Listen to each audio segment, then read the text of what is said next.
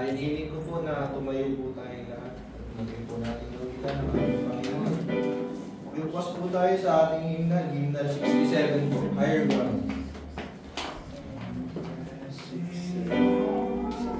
67.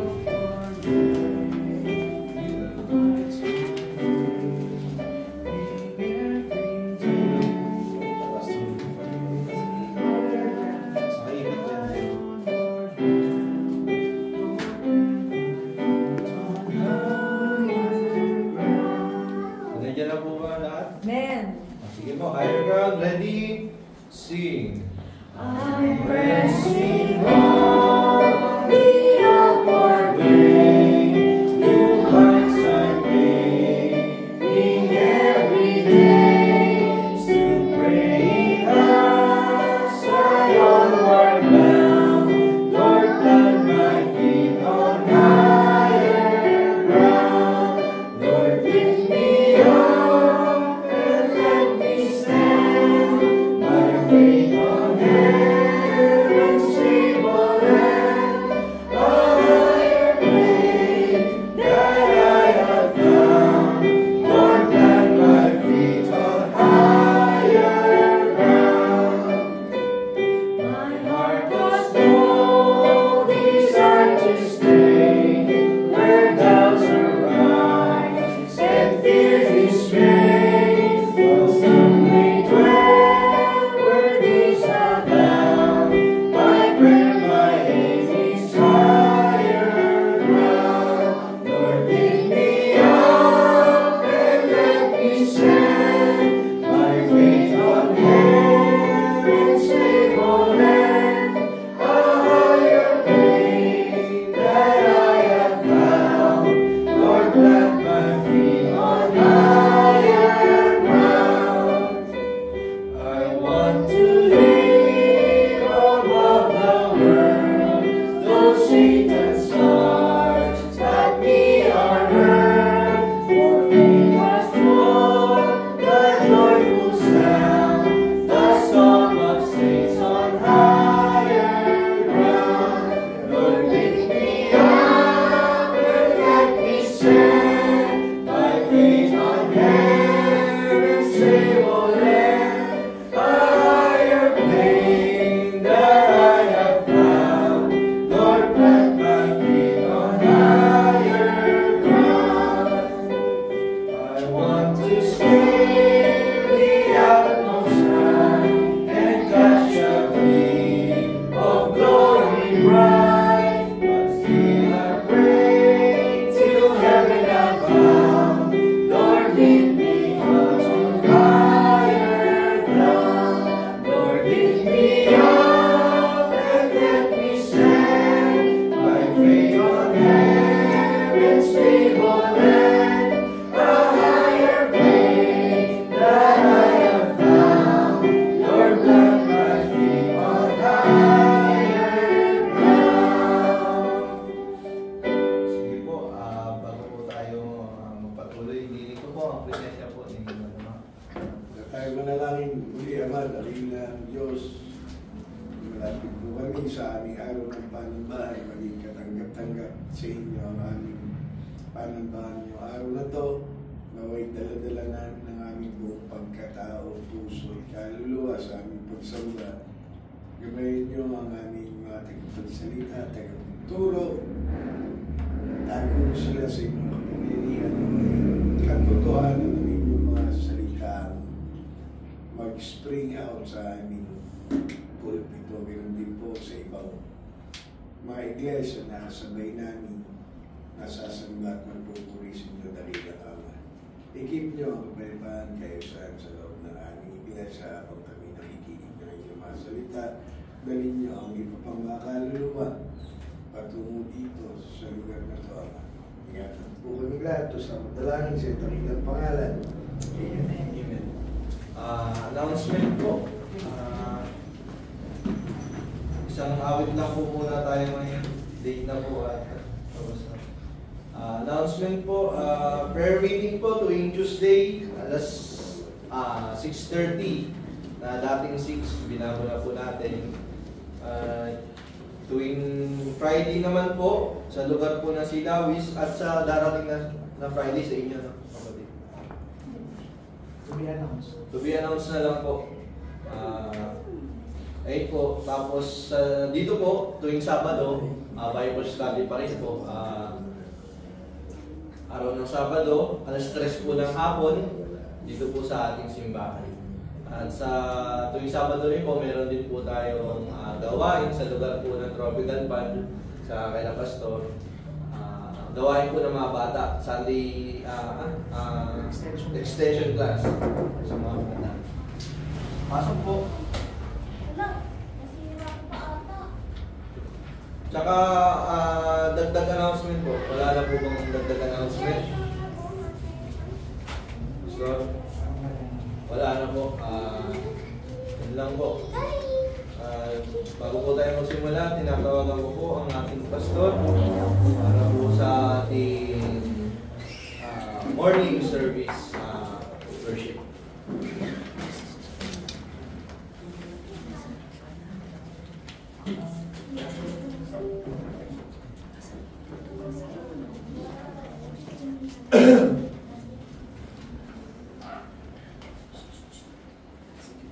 Ni-invite ko po ang lahat na tumayo bilang paggalak sa salita ng Panginoon.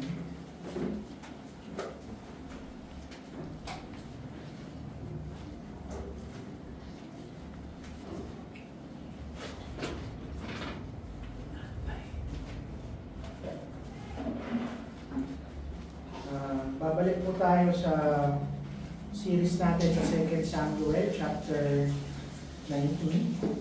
Buong chapter po yung aaralin natin, pero basahin lamang po natin ang verse 31 hanggang verse 35. Basahin po natin ang salita, nandito rin naman po sa screen. Ang sabi po rito, "And Barzillai the Gileadite came down from Rohim and went over Jordan with the king to conduct him over Jordan. Now Barzillai was a very aged man, even 80 years old, and he has provided the king with sustenance while he lay at Mahanaim, for he was a very great man. And the king said unto Barzillai, Come over with me, and I will feed you with me in Jerusalem. And Barzillai said unto the king, How How long have have I I to live, that I should go up with the king unto Jerusalem? I am this day 80 years old, and can I discern between good and evil? Can your servant taste what I eat or what I drink? Can I hear any more the voice of singing men and singing women? Wherefore then should your servant be yet a burden unto my Lord the King?" Let's pray. Lord, salamat po sa araw na ito, sa pagkakataon na muli nang makapalimba sa inyo. Salamat sa lahat ng aming dinala niyo, Panginoon. Salamat sa lahat ng kaluluwang nakikinig at sasagot sa inyo. Nawa maging handa ang puso namin lahat, Panginoon, na humarap sa inyo. At tunay ka namin mapapurihan sa araw na ito. Tawad nawa, Panginoon, dalangin ko na katotohanan lamang ng iyong salita ay lumabas sa aming mga bibig. In Jesus' name we pray. Amen.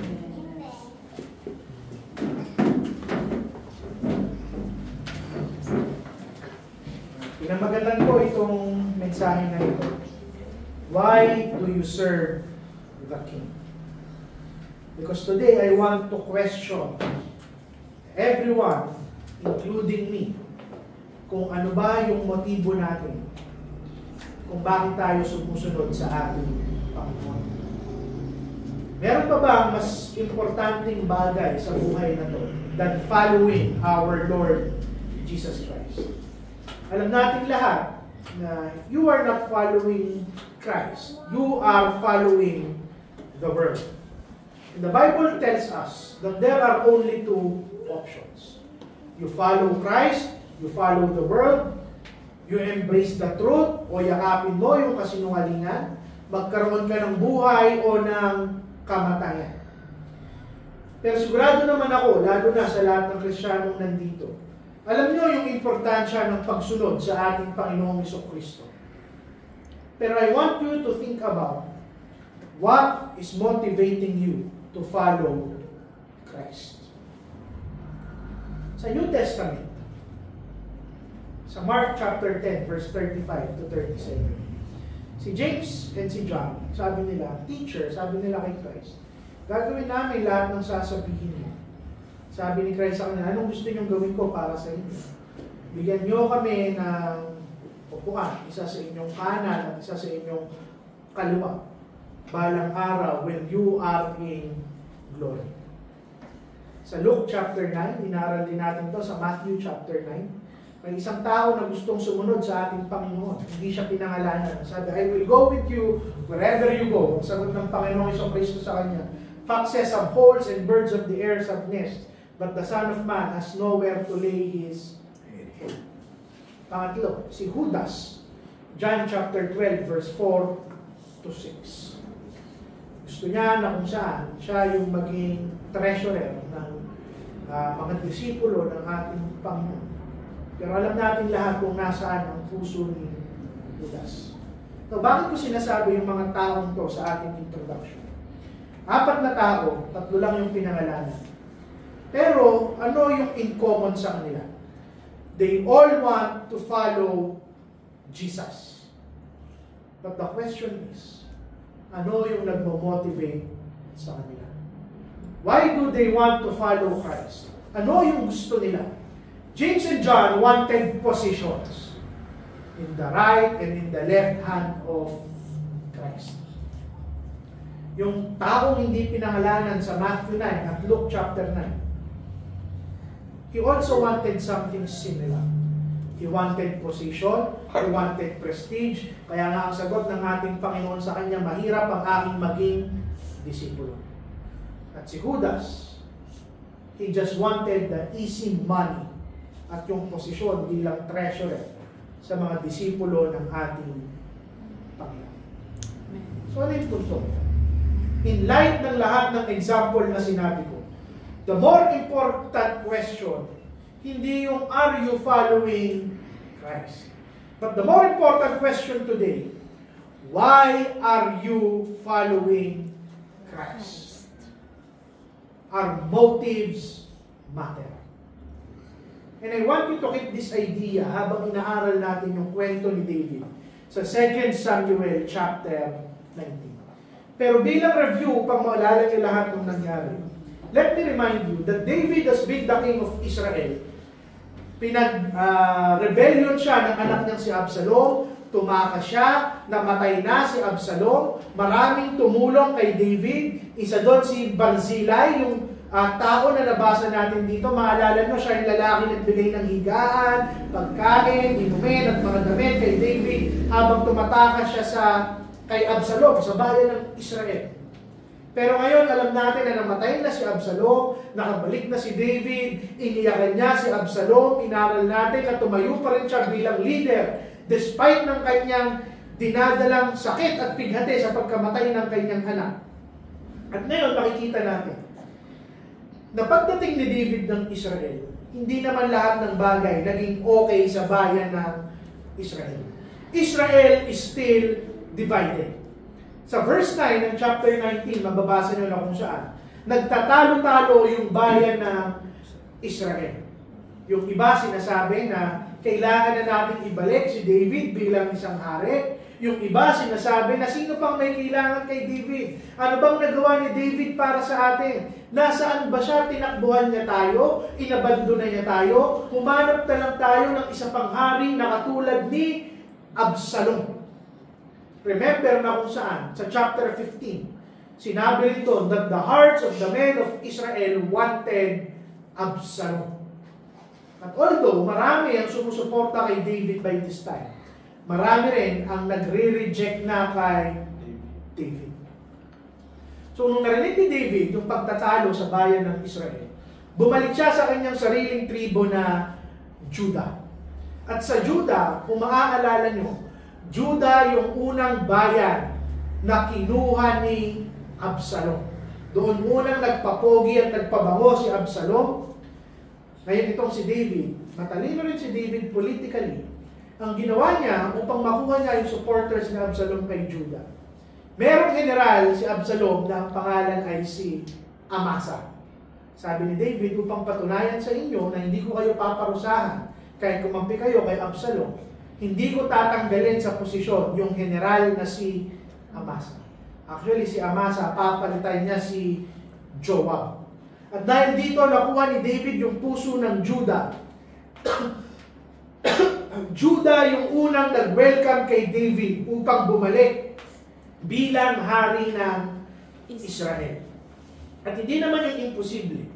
Dahil Judah rin naman ang tunay na pamilya ni David. Sa Judah galing si David.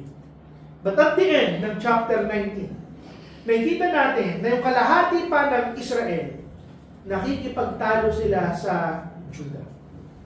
Sinasabi nila, why are you the only welcoming committee kay David?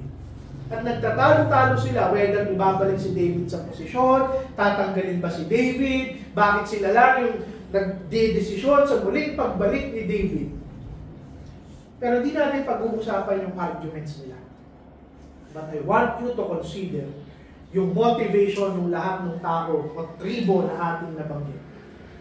What is driving Judah to support David? What is driving Israel na i-commit ulit yung kanilang sarili sa anointed king ng ating Panginoon na si David?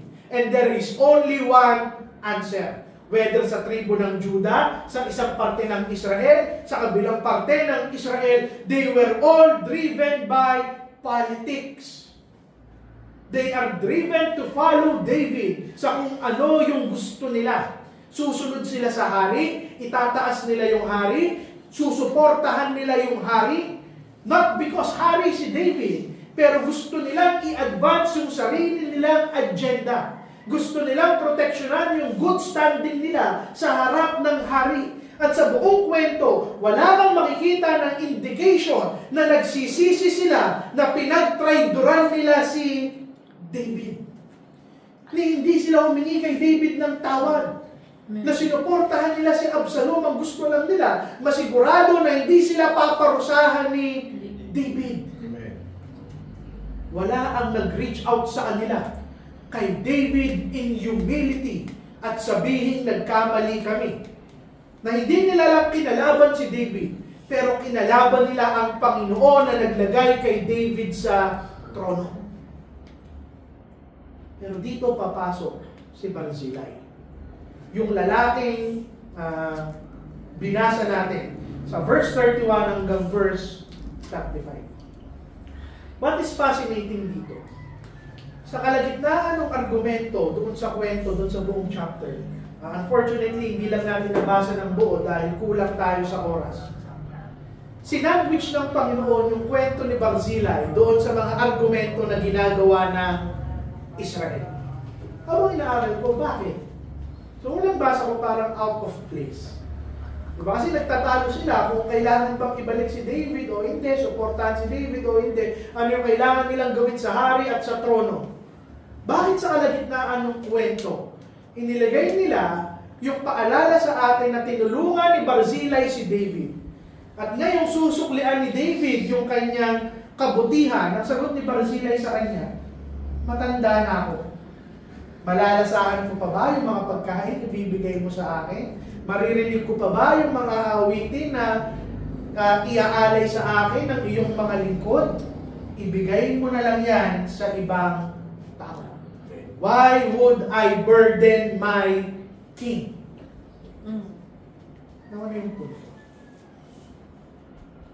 Bakit kaya nakagitna itong kwento ni Barzillai sa pagtatalo-talo ng mga Israelites sa gagawin nila kay David?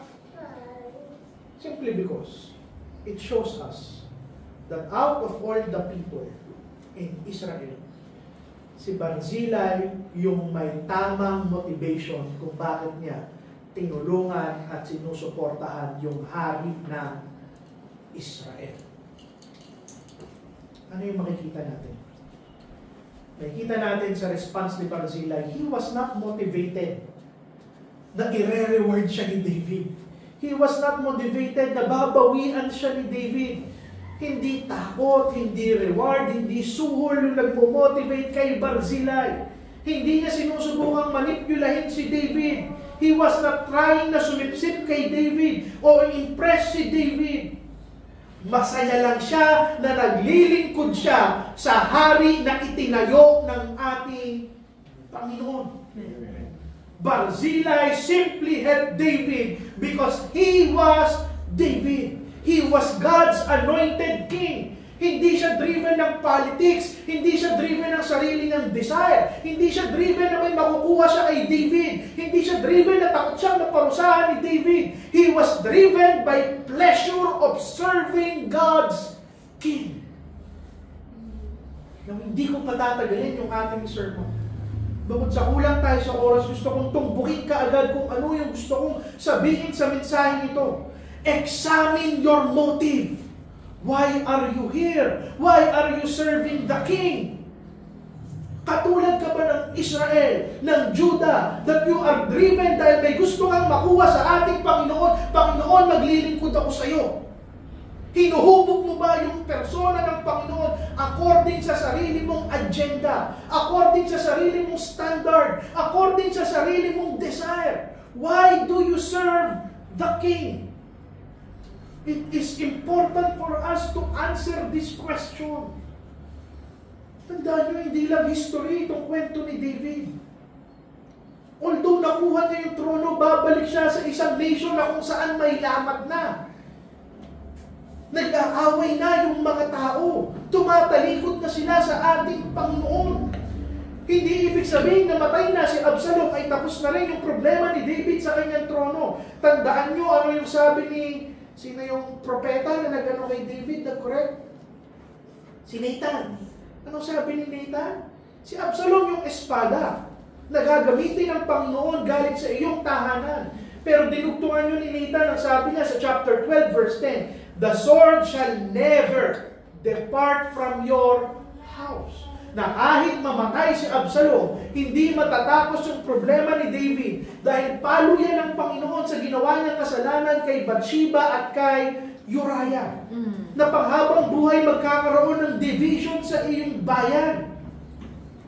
Pero, despite ng masakit na palo ng ating Panginoon, nandun pa rin yung grasya, yung grace in the midst of struggles, sa katapuhan ni Barzillai na tumutulong kay David. Pero, this should point us to the Lord Jesus Christ.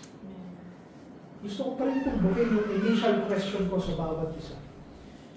Meron pa rin ba mas hahalaga o mas importante sa buhay ng kahit sinong tao kung hindi ang maglingkod at sumunod sa ating hari? Kung Panginoong Hesukristo, siya yung Diyos na nagkatawang tao, siya yung darating na hari, siya yung Mesaya, siya yung kumuha ng lugar mo na dapat ikaw yung maparusahan. Siya yung nagdala ng galit ng kanyang ama. Siya yung nagbigay sa iyo ng buong kapatawaran. Siya yung nag-enable sa iyo na maramdaman ang presensya ng kanyang ama. Siya yung nag-invite sa iyo freely to come to Him, to drink His Word, tanggapin ang kanyang persona. Siya yung nag-invite sa iyo na mamuhay eternally kasama niya. What is more important than following the Lord Jesus Christ? Wala na. And all of this gagawin mo lang sa pamamagitan ng pagtitiwala sa hari na namatay para sa iyo. But this passage this morning drives us back to the question, why do you serve the King? Kung naglilingkod ka through faith, kung sumusunod ka sa Kanya through faith, the question is why? Why do you serve the King? Why do you want to serve the King? Tatanungin mo yung sarili mo ngayon, kapatid, sa araw na to. Naglilingkod ka ba in hopes na ayusin niya yung problema mo sa araw-araw? Naglilingkod ka ba dahil lang sa tingin mo isusuport ng Panginoon yung agenda mo? Naglilingkod ka ba dahil naging tradisyon na lang ng iyong pamilya at lumaki ka sa simbahan? Naglilingkod ka ba dahil nakasanayan mo na lang? Naglilingkod ka ba dahil gusto mo lang yung conservative values na itinuturo ng Biblia? Naglilingkod ka ba sa hari Dahil siya yung sa tingin mo makakagamot ng lahat ng problema mo.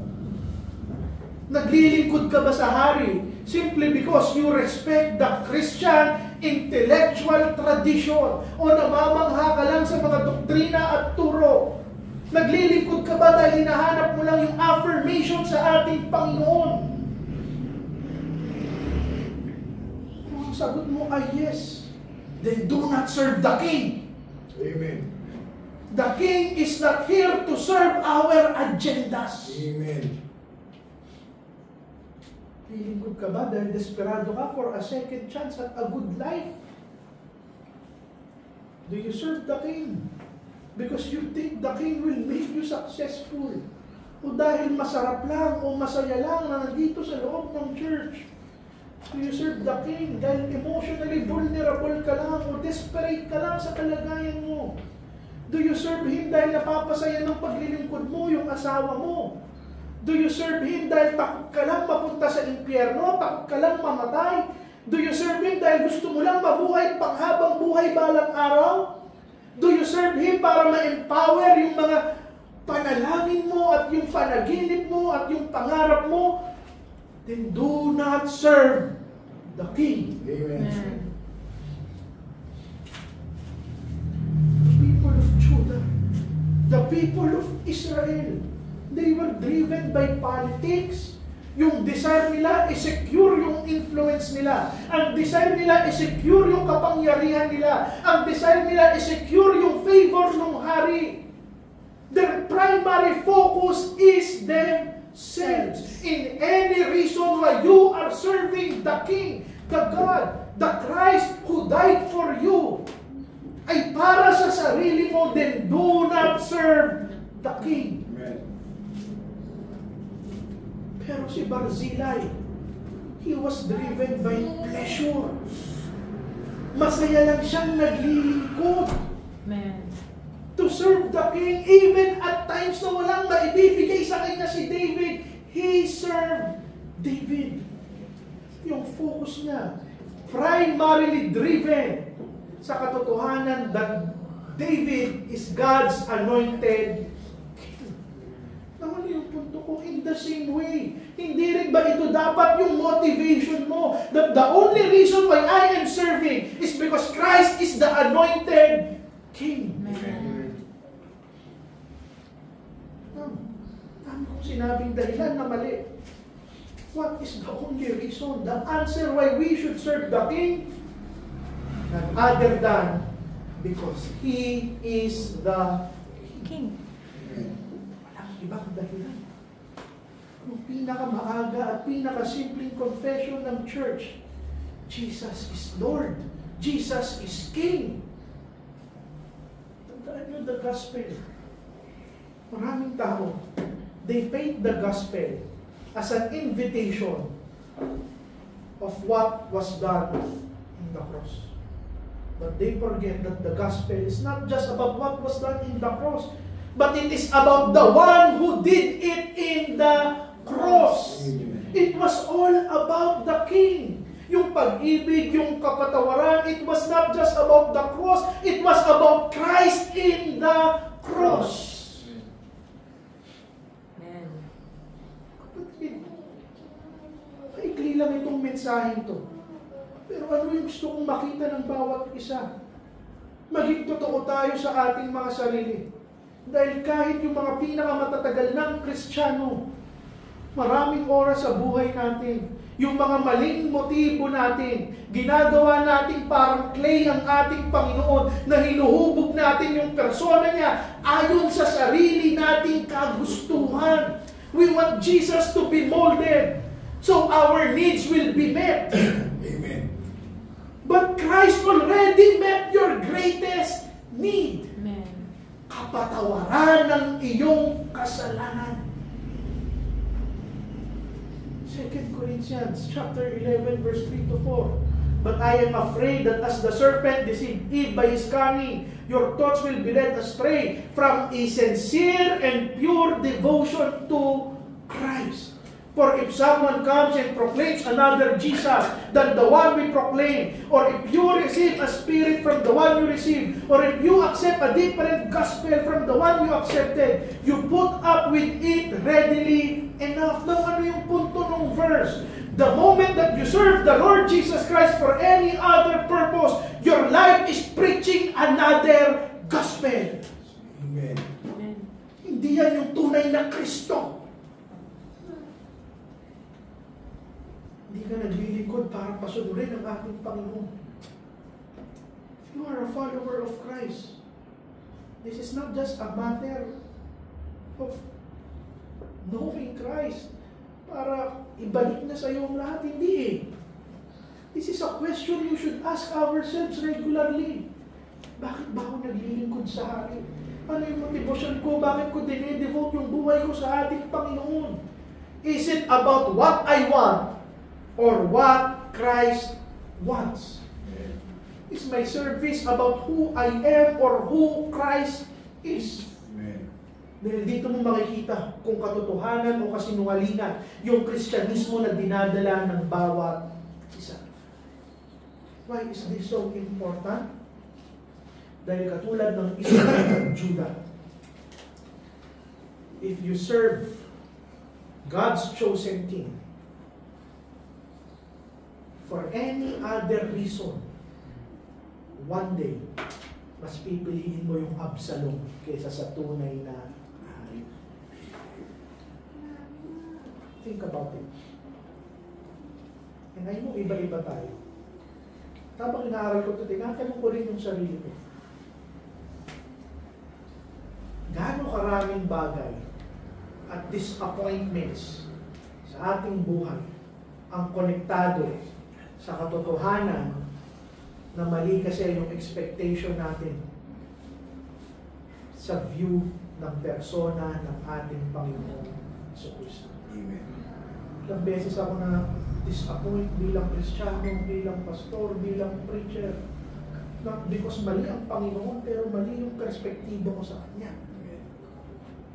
Ilan yung failure mo in the face of temptations, yung konektado sa maling desire mo na in-inspire ng maling pananaw mo sa persona ng Panginoon. Dahil iisipin mo mapagpatawad siya, tolerant siya, pag-ibig siya. Why do you serve the King? Kapatid, alam po kung gaano natin pinagdidiinan yung mga salita ng ating Panginoon. And that is rightfully so. But it is not just His words, but Christ Himself. Amen. Ano ngayon yung salita niya? His words only prove that He is the wisest King. Tinataas ng mga tao yung miracle niya. So what? The miracles only prove that He is the all-powerful King. Tinataas natin yung cross. But it's not just about the cross. The cross only proves that He is a loving and merciful King. Amen. Yung tomb niya na walang nakita dahil nag-resurrect siya. Itinataas natin yung resurrection niya. But His resurrection only proves that He is a living King. Amen. Everything that we do, everything that you are, everything that this church stands for in the service of the King. Why do you serve the King? Why do you want to serve the King? Dito ko tatapusin yung ating mensahe. Si John, meron siyang isang tao na dinisipulo, I could say. Dahil napakalaki ng impact ng buhay na ni Apostle John sa taong ito. Pangalan niya ay si Polycarp. Si Polycarp, nakita niya kung paano naglingkod si John sa tunay na hari sa ating Panginoon sa Kristo. In 160 AD, si Polycarp, matanda na siya, 90s na siya. Hindi ko lang alam yung eksakto, pero 90 plus years old na si Polycarp. Sabi sa kanya ng hari ng Roma, sabi niya, sabihan mo yung mga Kristiyano na nandyan, down with you, atheists. Gusto niyang ipatawag kay Polycarp yung mga Kristiyano, mga atheista. Dahil hindi sila naniniwala sa Diyos-Diyosan ng mga taga-Roma. Ginawa ni Polycarp, ninisian niya yung tao na kaharap niya. Ang sabi niya, bakit ko tatalikuran yung Panginoon ko, yung hari ko, at tagapagligtas ko? Why would I blaspheme my King and my Savior na wala kailanmang ginawang masama sa akin? At ang ginawa niya, tinignan niya yung mga Romano at sila yung sinabihan niya, down with the atheists. Sabi niya, you threaten me with fire. Kasi talagang sinasabi, susunugin ka namin ng buhay kung hindi mo yan gagawin. Sabi niya, you threaten me with fire which burns for an hour and is then extinguished. But you know nothing of the fire of the coming judgment and eternal punishment reserved for the ungodly. Why are you waiting? Bring on whatever you want. Kapatid, serve the King in truth. Paglingkuran mo yung hari. Hindi dahil sa kung ano yung kaya niyang gawin para sa'yo. Paglingkuran mo siya dahil kung sino siya. Amen. Sa kung paano naging faithful si Barzillai kay David. Be faithful to the one true King. The King greater than David. Amen. Noon, salamat po sa paghatid sa amin ng inyong mensahe, ng inyong salita. Nawa, Panginoon, natauhan kami, na-review kami, nasugatan kami, Panginoon. Natama ang aming mga motibo. Simulan niyo po sa inyong pastor at tagapagsalita, Panginoon. Sa araw-araw na mamumuhay kami at maglilingkod kami. Gagawin namin ito dahil kayo ang aming hari, Panginoon. Tawag nawa sa aming mga kasalanan at pagkukulang sa inyo. Salamat po ang aming dalangin. In Jesus' name we pray. Amen. Sige po. Lakad ka ng lakad, di pa tapos. Hiling ko po na tumayo po muli tayo at ating pumamida ng ating Panginoon. Hymnal 30 po, When the Roll is Called of Gander. Alam ko rin sa likod. Pinaktis namin kanina ito, Pastor. Nakasama dyan.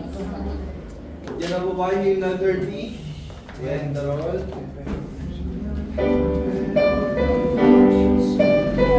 Shall be no more. Yan na po ba lahat? Ready? Sing. When the trumpet of the Lord shall sound, and time shall be no more, and the morning breaks eternal bright and fair. When the sea of earth shall gather over on the other shore, and the rolling